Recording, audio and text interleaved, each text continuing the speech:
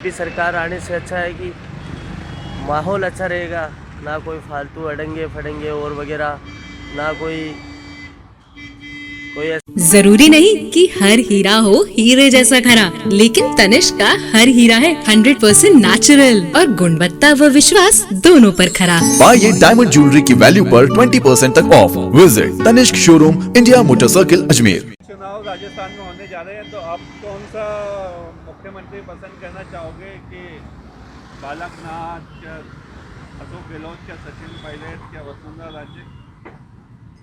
राजस्थान के अंदर तो भारतीय जनता पार्टी की सरकार बने और मुख्यमंत्री के तौर पे से बालकनाथ जी ही ठीक रहेंगे। और ना कोई यहाँ फालतू की कोई चीज़ें होती। बीजेपी सरकार आने से अच्छा है कि माहौल अच्छा रहेगा, ना कोई फालतू अड़ंगे फड़ंगे और वगैरह, ना कोई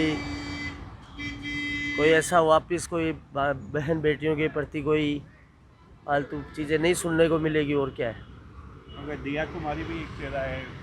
नहीं वो भी बेस्ट है। दिया कुमारी जी भी भारतीय जनता पार्टी जो नरेंद्र मोदी जी के नेतृत्व में चाहे कोई भी ही मुख्यमंत्री बने, कोई ठीक है, सब है। जो अगर कांग्रेस में आता है तो कौन सा चेहरा पसंद करोगे, अशोक गहलोत के? कांग्रेस तो आनी ही नहीं चाहिए ना राजस्थान के अंदर, मेन बात यह है। नहीं, अगर आती है तो चेहरा कौन होगा? आती है तो सबसे अच्छा ठीक है अशोक गहलोत जी, ठीक है सबसे पहले ये बात है। नाम बताइए आपको। नरेंद्र सिंह नाम। राजस्थान में चुनाव होने जा रहे हैं, तो किस तरह का मुख्यमंत्री चाहते हो आप?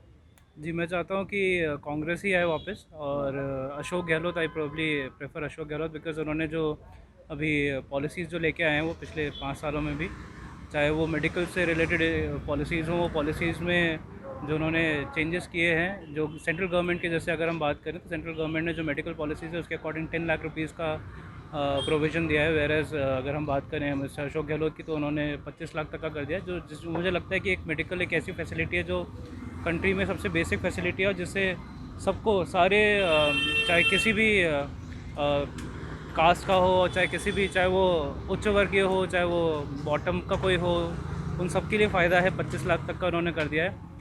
बात आती है कि अगर सचिन पायलट और मिस्टर अशोक गहलोत की बात करें, तो ईदर ऑफ देम कोई भी अगर आए तो बेटर है। वो पॉलिसी सेम ही रहनी चाहिए। हाँ, जो 2-3 चीज़ें जो मैं चाहता हूँ कि चेंजेस हों, वो है कि इलेक्ट्रिसिटी में जो पर यूनिट रेट्स हैं वो पर यूनिट रेट्स कम हो, बिकॉज मुझे जहाँ तक पता है कि इलेक्ट्रिसिटी पर यूनिट रेट जो है वो राजस्थान में सबसे ज़्यादा है as compare to other states, तो उसमें कम होना चाहिए। ये तो ही कांग्रेस की बात आपने ना, कांग्रेस आती तो अशोक गहलोत आना चाहिए। भाई जो है, अगर बीजेपी आती है तो किस चेहरे को आप पसंद करोगे? वसुंधरा राजे है, वो prefer Vasundhara Raje to come. है, दूसरा ऑप्शन है बालकनाथ है, दिव्या कुमारी है। सर, मैं उनके बारे में इतना पर्टिकुलरली जानता नहीं हूँ, तो अगर जो भी आए, गवर्नमेंट बेसिक इश्यूज़ जो हैं उसको, प्रॉब्लम को सॉल्व करे।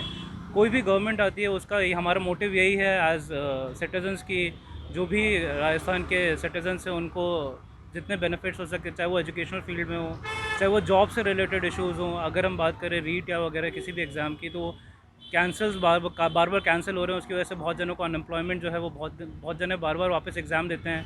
कुछ की एज लिमिट जो है वो वापस क्रॉस हो जाती है, तो उनके लिए एक बहुत बड़ा ड्रॉबैक है। तो उन चीज़ों पे अगर वर्क करे गवर्नमेंट, कोई भी आती है, तो हमारे लिए तो वही ज़्यादा बेनिफिशियल है। राहुल देवनाथ।